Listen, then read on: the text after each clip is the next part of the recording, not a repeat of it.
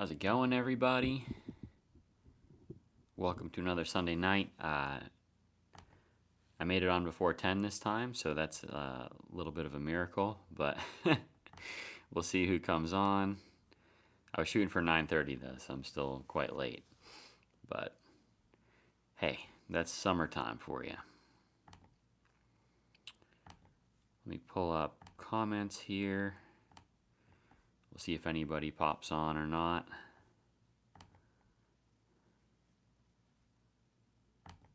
Okay. Meatloaf is here. Todd's in the house. Good to have you guys.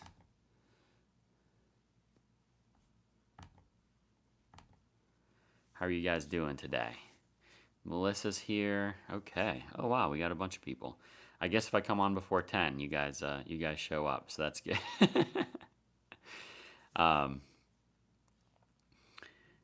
How's everybody's day? I had a great day today. Had a fun day at church. I preached today, and then I had a couple. I have a couple weeks off coming up, so that's nice as well.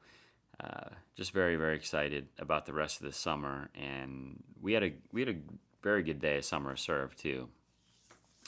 Since Kevin's in the house, Team Kevin did a demolition job. They started some work on a church property that we purchased in January, and we got probably a little over halfway through a deck build, like a nice deck on North Grant Avenue, and then we got probably a little over halfway on. Well, we did a power washing project and built a little garden bed, and basically we prepped a painting project coming up. So we did all of that, and if you guys have noticed for Summer of Serve so far, we've been working on North Grant Avenue the entire time, and that was kind of the plan to start the summer. We Kevin and I, when we went out and did our survey in the spring, when we were planning this 3.5 months ago, and so we're now kind of seeing those projects that we originally tried to line up come to fruition. There's more houses on North Grant that we would like to do, some that we haven't been able to get permission for, and other ones that we just haven't been able to talk to anybody. And then there's a couple projects on there that we looked at that are just very, very big. But we're looking now. I've had a lot of requests from people that watch the channel. You're requesting help with different things, and so what I'd like to do is finish up these projects that we started yesterday. Obviously, we want to try to do that over the next few weeks, but then come July 17th, I'd like to begin working on some of these other projects. So there was one where we had a request to build a handicap ramp, so we don't have to do that, but I would love to complete that. There's a handicap ramp already built on a house, and they just need it widened a little bit. There was another one that contacted me, kind of letting me know that they actually wanted to help their landlord out by doing some of the work, and they wanted to help us at the same time. And they actually said, "Hey, our house is one on the street that sticks out, and there's a couple easy things that we could do to make it better." And so I went by and looked at it, and I think I agree. It was a simple porch painting project, some just real basic stuff that would just make the curb appeal better for the house. And so I'm cool with all those projects. I love those things, and so if we can continue to get requests from people for houses that are actually already on our list, then that just makes a whole lot of sense for us to try to complete those projects. The other thing that's super exciting is as I've been driving around Kittanning, I've been seeing people working on their houses. I really believe the original. Actually, went back and watched one of my videos. The original video I did about the Blight in Kittanning, when we were coming up with the major goals that we wanted to try to accomplish. When I talked about the Blight video or Blight in Kittanning, I was focused up on the fact that we had been kind of fighting this upward battle. Like things are continuing to deteriorate. when I first moved to Kittanning. That was at least the story that I got. Obviously, I didn't see it firsthand for the last 20 years because I've only been here for 8 years. But I can say for the first couple years that I was in Kittanning, we saw many yards around town that were just completely overgrown. And literally, I watched for a full year. Nothing happened with those yards. And we can still see the kind of repercussions of that action. When that happens, the houses next door begin to deteriorate, people start to move, and then the whole block has a desire to move. They want to just get out. And I believe that we have seen the shift happen now. I said in that video almost 2 years ago that I believe that we had stopped the downward slope, and now we were going to begin to push back, and we were going to begin to make positive progress. We weren't just stopping the negative, we weren't just putting out fires, but now we were going to begin to do positive, not positive things, but to do things that will make things better, not just stop them from getting worse. And so when we made that shift, we started to focus on different projects. We started to focus on different types of things. And at the same time, as God normally does, He coordinates these different things. We had a real push from the city or from the borough to be able to continue to do proper codes enforcement. And then we had a real push with Habitat for Humanity. They started to focus on the same neighborhoods we were focusing on. And so it was very exciting to see the progress last year. And I believe that, I said in that video originally as well, I said once we begin to stop the negative snowball, then we begin to create a positive snowball. And so when the house gets fixed up, that's been the blighted house in the neighborhood, then the neighbors, instead of wanting to move away, they begin to want to invest in their own house. And I just wholeheartedly believe that we're seeing that happen now in Kittanning. There's this house on Union Avenue, Union and Woodward. It's right at the corner of Union and Woodward, and it was for years. The paint was chipping off of it, something terrible. I mean, it was just. I think structurally the house is okay, but it was just not a good looking house from the outside. It just desperately needed a paint job. And it's been on our list since we started, and it was like I really wanted to approach the people. I actually knocked on the door a couple times at one point, trying to see who owned it, try to get some more information on it. And the whole side of the house was all peeling paint, and then the whole front of the house was all shrubs that were like 8 feet high, hiding some of it. But I drove by the one day, and all the shrubs were cut, and you could see these beautiful flowers growing behind it. And I was like, hey, that's a cool change. That's really positive. And then the next day, there was like 4 ladders out there, and there's people out chipping all the paint off. And then every single day that I drive by that house now, I see more paint on the house. And now that all the finish coat of painting is like completely done. And now all of the trim painting is almost done. And this house that was honestly a bit of an eyesore has become like this beautiful gem of a house right on the corner of a very important intersection in town. And so it's just really huge. It's really exciting. And so where we go from here, I just believe we continue to kind of focus each year on a specific street or a specific neighborhood. And if we can make a big impact on that street and then still continue to do other requests of projects that we have around town, I believe we can do what we're doing this year, and we can take more time off. We can actually accomplish more, and we can let the positive snowball that we're creating, we can let that snowball just work. And so I just really, I believe so much in what we're doing, and I just know that I know that it's working because we have the data now. I used to just think that it was working because I'm just really an obnoxiously positive person. And so I would tell people it was getting better, and they would look at me like, yeah, right, dude, it's not getting better. But now I actually have the data. And so when people push back on me like that, I say, no, seriously, I'll show you the spreadsheet. I'll show you every single house that improved last year. And I'll even show you the 2 that got worse. And then we can go, if you want to, we can go and drive street by street. And I'll show you every single house, and I'll tell you what happened on that house. I'll tell you what's better about it. And I really believe if I was codes officer tomorrow, I would be so far ahead of the game because I already know every single house in in the borough. So, anyways, that's that. I just wanted to share that with you. That took 10 minutes of our time. But let me look at some comments here and we'll see who's all in the house. I got 9 people on here, so that's cool. Um, Melissa says she's up till 11 or 12. So I can come on even later and you'll still show up. So that's good.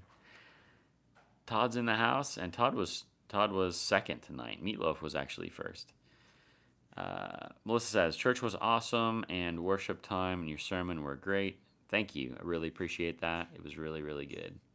I enjoyed it as well. I love worshiping in that building. I think just because I can see everyone so much better from the stage. And so when we worship and it's passionate and people are raising their hands and just praising God, it's just it's a beautiful, beautiful thing. So thank you for being there, Melissa. I really appreciate you. Let's see here. The beard is, it'll grow a little bit more, and then I'll probably cut it again because it's summertime and like 90 degrees with the beard. It's just it's not an enjoyable thing for a Minnesota boy.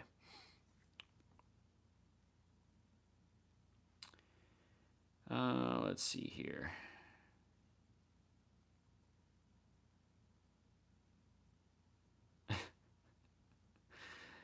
Okay.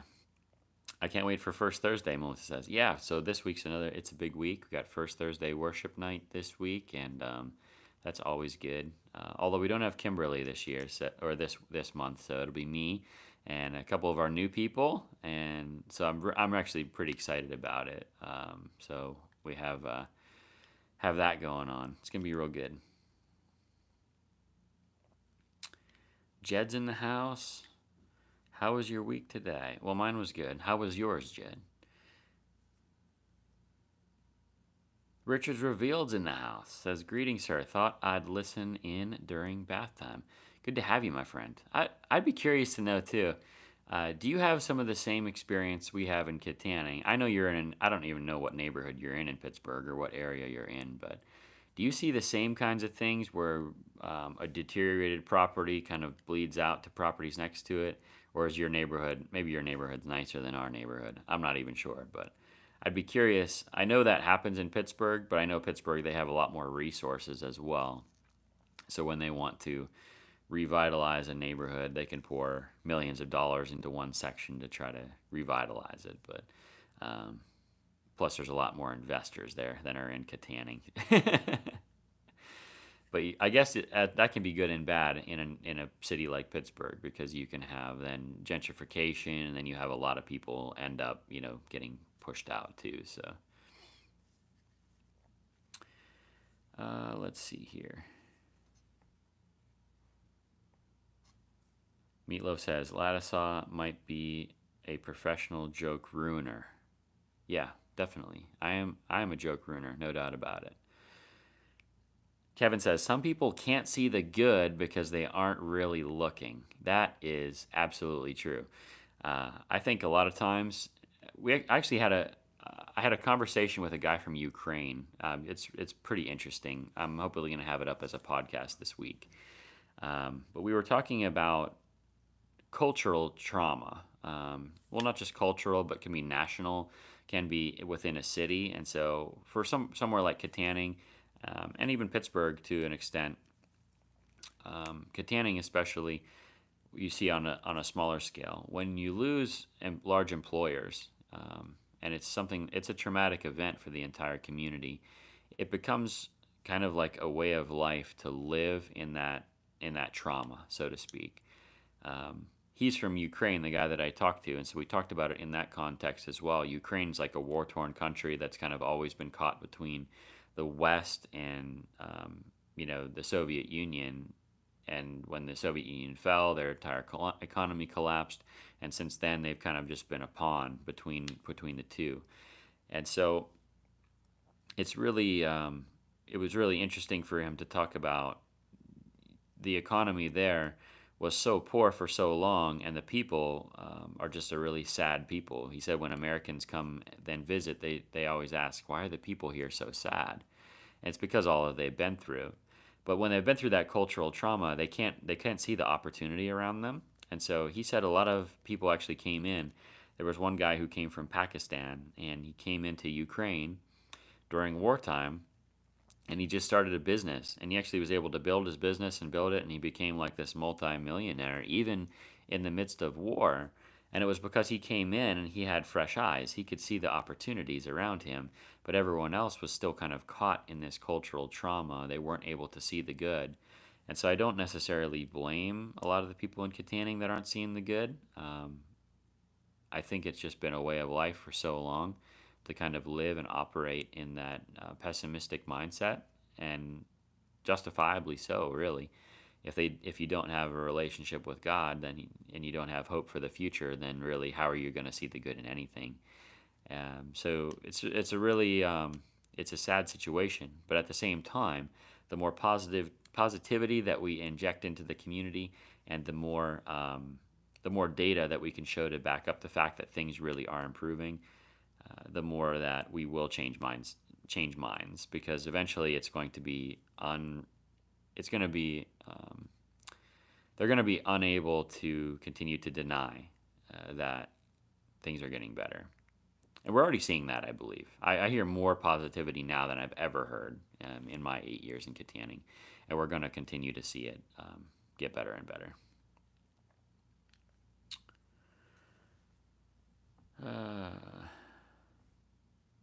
Todd says, Andrew, God is the Almighty and the devil is evil, so there has to be demons, right? So are there really ghosts? Are they real? Can people really talk to the dead? I've been thinking about it. Deep question, my man. Yes, demons are real. In that sense, ghosts, demonic possession, I believe, is real 100%. As far as ghosts and talking to the dead, there is an instance in the Bible that comes to mind. Saul, he wanted to consult Samuel after Samuel died, and he went and talked to a medium, and he did talk to Samuel, and Samuel actually reprimanded him for trying to talk to him. And so, would not suggest. I don't think that's something. I know according to the Bible that's not something we're to pursue at all. But at the same time, I wouldn't say that it's not possible. Especially the possession thing and the demonic activity. Like, those things are real for sure. I can say that I've actually witnessed it happen. There was a situation one time at church where we were talking just amongst people, and we were just getting really short with each other, and we actually recognized it in the midst of the conversation. We recognized that like the enemy was working on us, and so we just stopped and we prayed, and it was like, and the moment that we prayed and introduced Jesus into the conversation, all of a sudden everything shifted, and we went through the rest of our time together, and it was beautiful. It was a beautiful moment, and so those things definitely are real, and we need to be aware of them. But I would say also we shouldn't be obsessed by them either. We have a mission that is just to reach people and to love people. The enemy will do his best to get in our way in that mission, and so we just need to be aware of his schemes and the things that he will do to try to stop us from completing what God has called us to. That's probably way more than you wanted, but I don't know. That's what you got, so you just have to deal with it. Braden says, when is the next Summer of Serve? The next official Summer of Serve will be 3 weeks from yesterday. So it will be July 18th. That day we're going to have a community yard sale at the church. We're also going to be preparing for a junk day that the borough is going to be holding. And so I'm very, very excited about it. It's going to be a real opportunity to clean up a lot of things in the borough. But it sounds like the borough is going to take more responsibility for it than I originally anticipated. And so we're probably going to be able to just continue to work on projects, which is great. So we're going to continue that. But Braden, if you want to come out, July 17th. We'll also have Summer of Serve on July 24th, which is the next Sunday after that, or next Saturday after that. Sorry, I said 18th. I said 17th and 24th. It's 18th and 25th.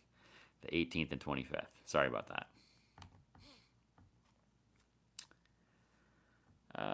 Richards Revealed says, it's a nicest neighborhood, Chartiers City. I'm not sure where I know where Chartiers Valley is. It's close to there, I'm assuming. That's like south of Pittsburgh somewhere. if I'm realizing right, and says, yes, that gentrification happening a lot in historically black neighborhoods. Yes, yes, yes, yes. And says, I do see that in New Orleans, though, that spread from house to house. Yeah. And so it's really the spread from house to house. I know I've seen it in New Kensington is a great example, um, or a bad example, depending on how you're looking at it. But the worst one I actually ever saw was McKeesport. McKeesport has, at least a few years ago, had a very, very major issue going on there. And when I drove through McKeesport for the first time, it actually convinced me that we needed to do more in Kittanning to try to make sure that didn't happen here. McKeesport, when I drove through there was one specific neighborhood in McKeesport that I remember. I drove through, and literally every single, for several blocks in a row, it was empty lot from a house that was torn down, burnt out house, and then house that was barely holding on. Empty lot, burnt out house, house that was barely holding on. And it was literally like every third house basically was a drug house, and every third house was a former drug house or a house where homeless people were staying in, and they had to start fires to keep heat because they didn't have gas, and so then ultimately the fire would get out of control one day and they would burn the house down. And it was the most unbelievable thing that I've ever seen. And once you get to that point, it's very, very difficult to come back without some kind of major outside resource helping you. And so, but I just really believe that a community can come together, and as long as we're loving our neighbor and seeking to help people, especially people that are caught in addiction or caught in homelessness. I mean, they're the ones most in need of our love. They're the ones most in need of our grace. And so we should be pouring those kinds of things out on our neighborhoods, not like tucking our tails and running, like trying to get to a better neighborhood or whatever. I just really believe in that. So I hope that if I ever leave Kittanning someday, that God will take me to another needy place, or we'll be able to kind of take a model that we're building here and replicate it in another area. Because I just believe so much in the power of the gospel. Like it's not just for saving individuals; it's for changing culture in general, and it can change an entire city. It can change an entire nation. But it starts with individuals. It's an amazing thing. Todd says, cool answer. My thoughts go down these wormholes, so to speak. I have lots of different questions. Hey, I love questions, man. I was shooting just to pop on for 20 minutes or 15 minutes, but it's been 23 minutes already. Melissa says, you have to see good in everyone. Yes, absolutely, 100%.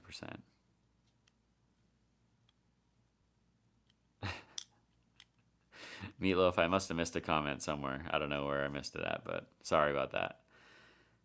Melissa says, we love what you do. Well, it's not just what I do, it's what everybody's doing. I just have the awesome privilege to be able to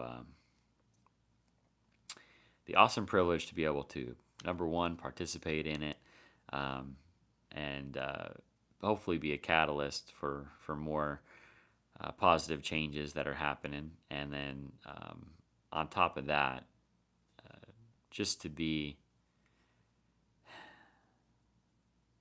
involved is just this amazing thing. But anyways, Richard Field says, we have two Chartiers avenues within 1 mile of each other. I call one the fake Chartiers. We had that in Greensburg too, or we have in Kittanning too, Grant Avenue that we've been doing. It's like starts and stops, and then there's actually a third Grant Avenue that's like off to the side a little bit. It's pretty wild, but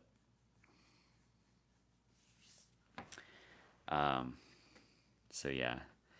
Richard's revealed, or Aaron says, is it not past your bedtime?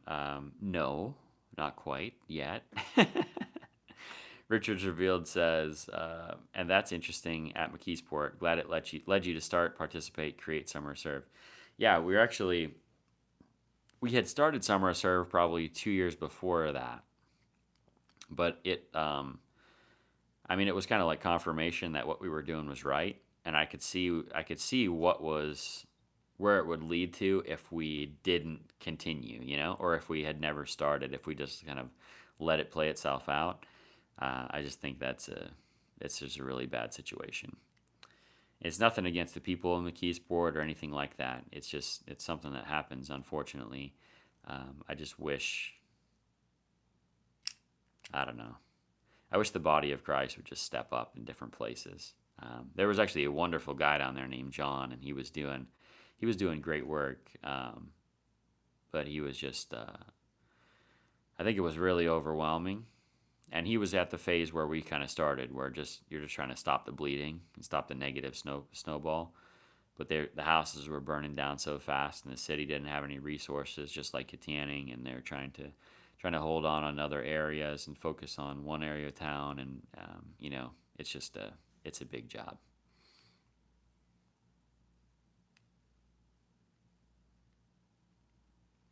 Todd says, I don't go searching for evil stuff. I was just wondering. Yeah, no, yeah, I wasn't saying that you were doing that. I totally get it. And it's a good question, honestly. Especially, we have like a culture that's obsessed with like ghost hunting and all those kinds of things. You see, like, there's so many TV shows about it and all those kinds of things. It's interesting. Todd says, have you talked to God with God this? Absolutely. Sure. You got to talk to God every day, man. Not just every week. Every hour even is better. Okay, I'm gonna bounce. I hope you guys have a wonderful rest of your night. I'm gonna go just relax for a little bit. Start on the Summer of Serve video. I still have to edit that. Hopefully, I'll have 3 videos in the hopper. So try to get out as many of those as possible in the first 3 days of the week, and then we have some other good stuff planned for coming up here for 4th of July weekend. But have a wonderful night, you guys. I really appreciate every single one of you that you're connected to the channel, that you take the time and just come and hang out. I think it's important. It's an important community for me, at least. You guys have become a big part of my life over the last couple years, and I think it's really great. Todd says, I do, but it's a one-way conversation. Hey, Todd, if you want to keep talking about that, I would love to, about how to hear from God and what that looks like. I think we should have that conversation. So hit me up on Facebook after this, and I'll explain a little bit more. Have a good one, you guys. God bless you. See you next week.